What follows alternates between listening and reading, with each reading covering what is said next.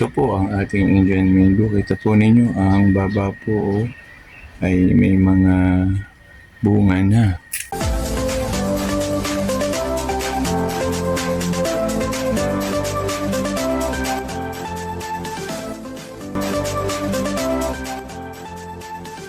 Hello po, magandang araw po sa inyong lahat. Andito po ulit ako sa garden. Binibisita ko po yung akin pong Indian mango na dami na po uling bunga. Everyday po ay tinitingnan ko po at binibidyohan ko po. Ngayon naman po ay papakita ko po ulit ang update po kung medyo naglalakihan na po. Hanggang pong pwede na po siyang kainin ay atin pong bibidyohin, atin pong ipapakita sa ating vlog. Kasi nakakatuwa din nga po pag may yan po, may tanim kayong Indian mango at namumunga. Sombrero lang po at mainit. Pupunta po tayo dun sa aking pong Indian mango. Ito po ang ating Indian mango. Kita po ninyo, ang baba po ay may mga bunga na. Yan po, kumpul-kumpul po. Ang dami pong bunga. Ano na po yung nasa taas. Yan po, itaga po ninyo. Pag ako po may ma-harvest ng Indian na mango, ang araw po, bibidyo din po natin ulit siya. Narito po ulit tayo sa garden.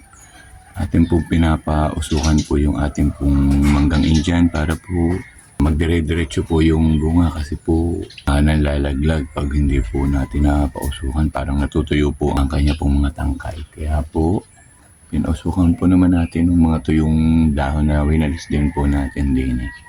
Okay po yun sa mangga. Ito po yung mga winalis nating dahon. Ginagamit ko po sa pagpapausok.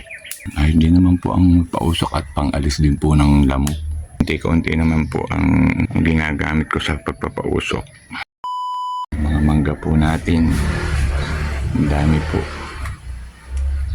Nakatuwa. Ayan, pag naglakihan na po, marami pong makakain. Ayan, pag may bumisita, ano pa po tayo ng ibang madami. Ayan po, malalaki na. Ayun, malalaki na. Kainit. Tingnan po ulit natin ang ating pong Asian mango. Kung saan po ulit natin. Wow! Ang lalaki na nga po ng ating tanim na Indian mango. Parang pwedeng-pwede na po nating i-harvest. Ang dami pa rin po sa taas. Medyo maliliit lang po yung nasa taas. Ayun pong kabilang Indian, katabi pong Indian mango din po ay ang dami na rin pong bunga. Ayan po. Ayan. Ito po ay katabi po ng aking mini pool na nilagyan ko na rin po ng tubig. At pag po gusto na rin pong mag-swimming ay pwede na rin po. Sa akin po mga BFF na makakapanood po nitong aking video ng Indian mango ay kayo po pumunta at tayo po ay magmumukbang po tayo na rin ating Indian mango. Habang ang atin pong ako ay po yung mag-swimming sa akin pong maliit na mini pool ay di ilawit na lang po yun yung paa at magtampi-tampisaw habang kumakain po tayo nitong Indian mango. Nalalagyan po natin ng marami pong sili. Mag-i-enjoy po kayo din sa pangangain ng Indian mango kasi kayo na rin po ang pipitas. Kaya po nakakatuwa nga po ang Indian mango ari at talaga po namang napakadami pong bunga. Wala naman po akong nilalagay na pataba basta dilig lang po nung una. Siguro po talaga pong ang Indian mango ay marami talaga pong mabunga. Kung sino man po ang makakapanood ng aking video at gusto rin po ninyong humingi ay bibigyan ko po kayo. Wala naman pong problema at napakadami. Hindi po naman namin mauubos ito. Ito naman po ay mas magaling po yung nagbibigay kasi po pag nagbigay po kayo mas lalo pong dumadami po ang nagiging bunga pag nagkataon. Nandito po ako sa kusina. Ako ay nagluluto ay pupunta po tayo sa garden. Kita ko po ay okay na po yung ating Indian mango ay ako po kukuha ng ilan at tamang-tama po ngayong pag nagtanghalian nalagyan ko po ng bagoong o yun kung alamang. Yan, masarap po yun. At po, dahil ang pangulo naman po ay ilang ginisa, ay tama po yun. At po, punta po tayo sa garden at kuha po tayo ng Indian mango. Sarado ko muna po. tayo sa garden, kukuha po tayo ng Indian mango.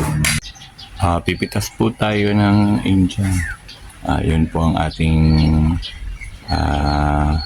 pipitasing Indian. Napakadami naman pong pwedeng pitasin, pero ilan lang po muna ang ating kukunin. Yan. Ipoposition ko lang po ang aking cellphone at ako din naman po ang nagbibideo, ay pipitas po tayo. Yan, ang lalaki na po. Yan, pwede na po itong pitasin. Yan, masarap na po ito.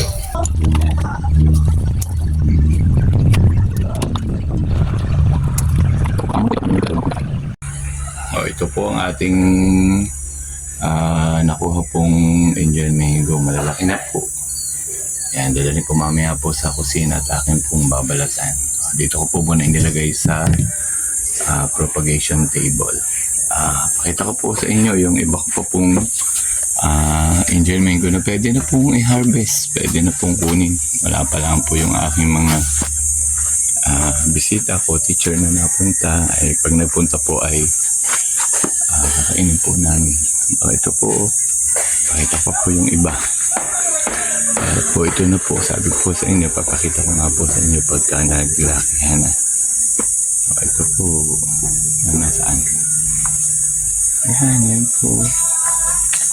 Yan, kumpul-kumpul, katuwa.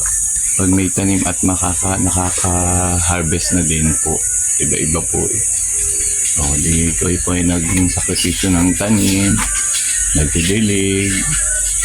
Yun naman po ang benepisyo, yung makaka-harvest po tayo.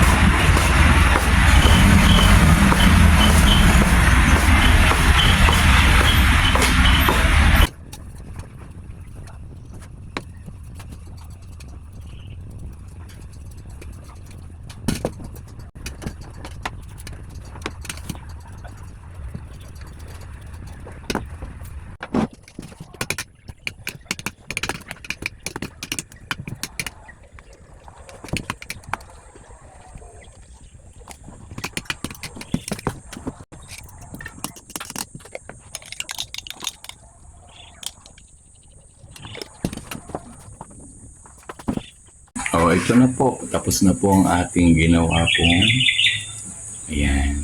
Ito po ang ating ginawang mangga na Indian. Sa pikinayod, ang isa po ay hindi na lang po. Ayan, nilagyan naman po natin ng alamang.